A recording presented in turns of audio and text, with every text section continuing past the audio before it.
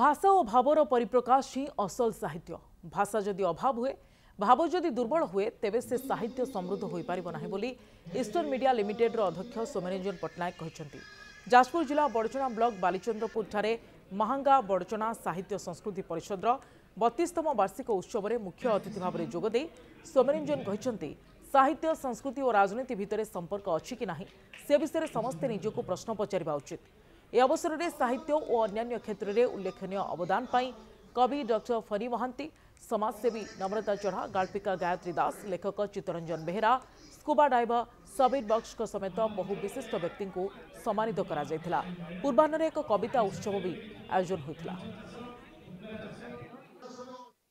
सेमाने आज तीन तीन राजनैतिक व्यक्ति को मंच में रखी एक कार्यक्रम करते से दृष्टि भावुची से मार्गदर्शन कराइबा से परामर्श देवा और साहित्य मध्य आम राजनीतिक मार्गदर्शन ब्रती हो। सभार उद्देश्य हूँ लक्ष्य भी हूँ ए अंचल जो सारस्वत प्रत्यय मैंने अच्छा छोट हूँ कि बड़ हूँ, वरिष्ठ हूँ कि कनिष्ठ हूँ, युवपीढ़ी हूँ से एनकरेज करने कथा।